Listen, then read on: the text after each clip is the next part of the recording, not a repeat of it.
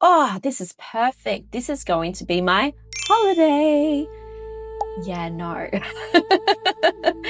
And so I'm gritting, collecting the codes. I mean, pilgrimage, it was a huge lesson for me because I went from this to back down here, and all the things that were waiting for me to process didn't get to happen until it was forced to happen later that month.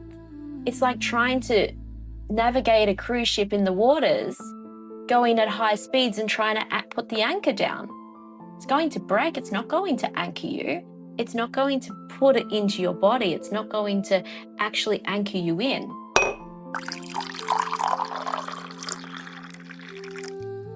Welcome to Tea with the Priestess, and this week's cup is such a gorgeous cup. It's a perfect size for a homebrewed chai. It has a cute little flower inside it, and I got this gifted to me as a housewarming present when I first moved to my hinterland home. It's the home before this one, and it is just remarkable. It has a little golden trim as well. This week, I am drinking a nighttime tea because it's also a beautiful calming tea. What's in your cup this week?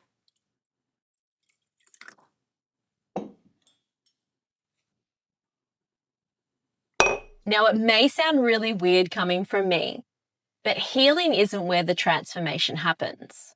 Now, hear me out a little bit around this. I know, as a healing practitioner, someone that loves a good session of Seishan, multidimensional energy, Reiki, you name it, I love doing distance healings. They are just probably one of my most favorite things to do, working with the meridians and all the beautiful chakras. I love it. However, it's not the actual healing that is what is transforming things for you. Same with ritual work, right? I do an amazing ritual. I may do a self-love ritual. I may do a good luck ritual, an abundance ritual, timeline opener, timeline shifts, like all the things. The protection rituals, obviously one of my favorites. But it's not the actual ritual or the healing that is transforming everything for you. It's the journey afterwards. It's the next couple of days of integration. Integration is where the magic happens. If you don't allow yourself time to integrate, then the magic doesn't unfold in the depth that should. Let me explain that a little bit. Let me give you an example. I went on the most amazing Priestess pilgrimage. It was amazing. It was busy. Now, I didn't know the difference between a retreat and a pilgrimage at this point. Had no idea. And we were going to do our priestess coronation. It was a priestess of the waters. It was an amazing, amazing pilgrimage. And we had worked with each other, all priestesses from all over the world, in a container for, I think, about 7 months prior to that. And we're going to integrate and connect and go much deeper together and do some grid work around the waters. And I was like, oh, this is perfect. This is going to be my holiday. Yeah, no.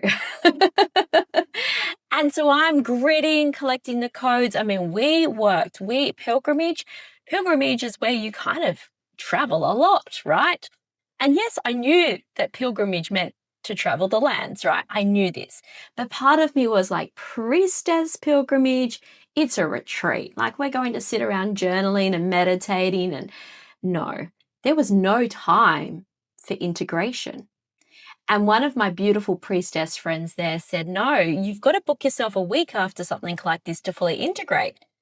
And I was like, well, I'm going on a cruise.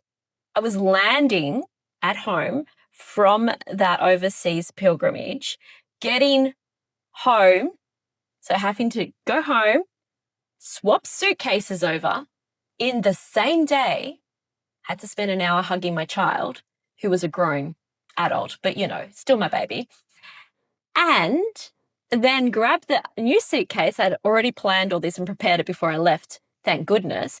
Grab the new suitcase, chuck a few little things in that I had to transfer over, like, all your personal care items, and then get in the car and head down to the cruise dock, which I then went on a cruise.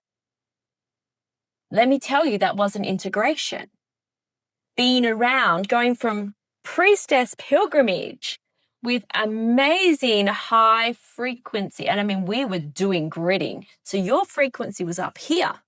Then we went on a cruise that was filled with people that I tell you, I don't think they even knew what a meditation was.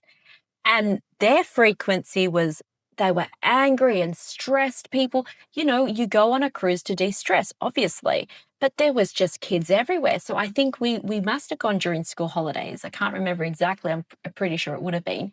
It was kids, there was parents that were stressed out with their children and yelling at their kids, and it was a whole thing. And I was like, this is not integration.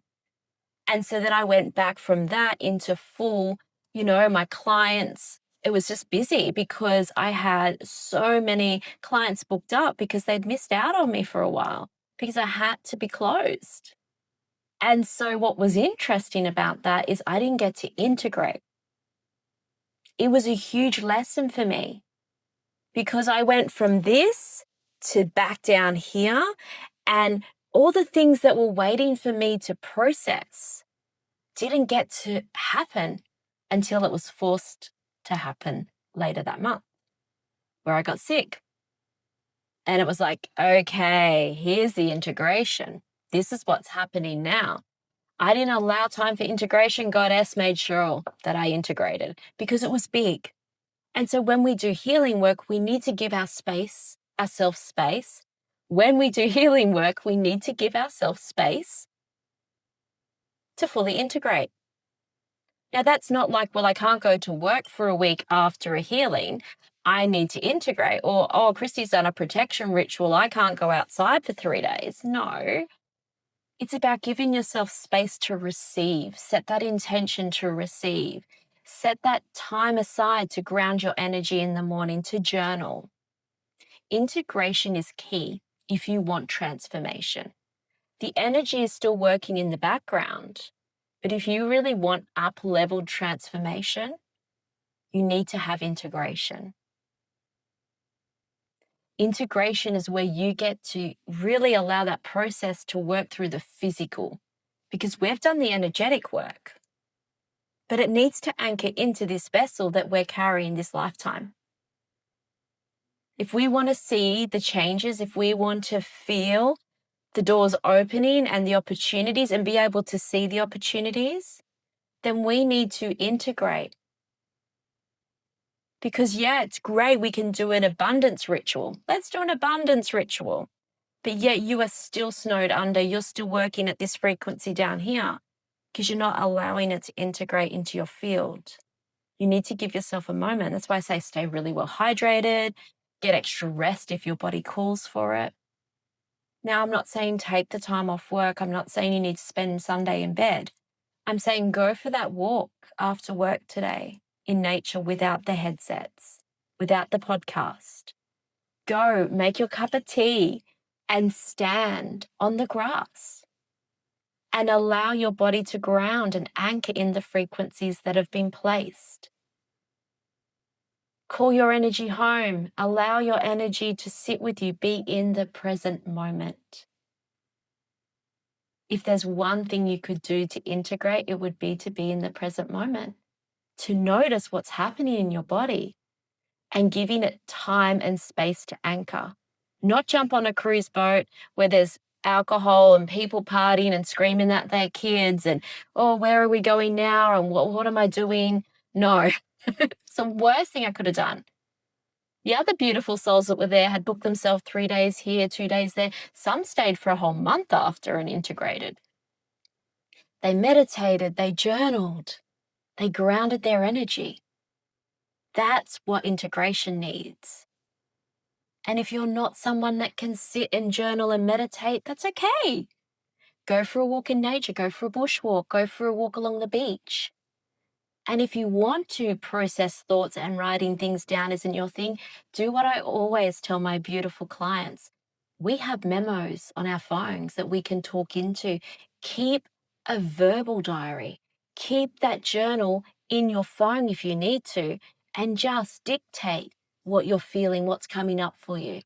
It's great to listen to 6 months later and go, oh, wow, Listen to my voice, listen to what I was carrying, listen to the frequency I was at. And either I need to get back to that or, wow, hasn't things really changed for me and I've up leveled? Give yourself time to integrate because that's where transformation happens. That's where the magic happens. Feeling it in your body, allowing it to anchor. Don't go jumping from beautiful healings and gridding work and amazing ritual work onto a cruise ship. Besides the fact that travel disorientates our energy, it's like it's looking for the anchor, the next point. And for me, I don't know about you, but travel is usually a lesson in itself for me. It's usually where I'm doing a lot of initiations, is traveling. I know things are going to come up for me during travel. So give yourself time to land.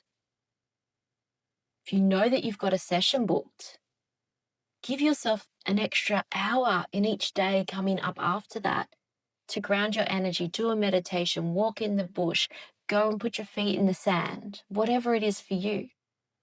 But give yourself the space to do that because that's where the magic happens. That is where the transformation happens. That's where the doors are opening, the energy's anchoring, and things are shifting in your system just by doing the integration work. It's vital. You know, it's the steps after that really anchor it within us. So not jumping from one thing to the other, allowing the body to integrate it.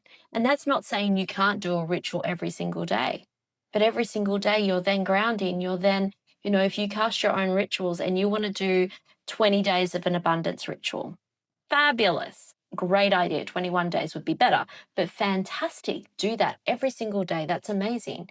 And every single day you'll reset your altar. Every single day you'll reset your intention. Every single day you'll integrate it. And you'll do that by grounding, journaling, meditating, actually being present, allowing the energy to anchor into your body. Because that is the key. That is the key. You can do all the amazing work, but if you keep going faster, it can't anchor in. It's like trying to navigate a cruise ship in the waters, going at high speeds and trying to put the anchor down. It's going to break. It's not going to anchor you. It's not going to put it into your body. It's not going to actually anchor you in. You're still moving. You're just dragging the anchor with you, probably breaking the anchor. It's not going to land. And we want our ritual work and our healing to land, not drag behind us, not be in the auric space. We want it to come in. We want it to activate the quantum. Integration is key. Integration is vital. So take the time, drink your cups of tea, and do the work. If you're a tea drinker like me, you can get a lot of integration done during that time. You can journal. You can chant. You can spend time in nature. You can be out in the grass drinking your cup of tea in the morning. Even your coffee, if that's what you prefer to drink. I'm not a coffee drinker. I don't know why. It never happened for me. Probably a good thing. I don't know. Maybe it's not. Allow it to land and give yourself space to integrate. Really give yourself space to integrate because that's where the magic happens. Sending you so much love. Keep your protection strong, your vibration high, and enjoy a good hot cup of tea. Until next week, I'll see you then.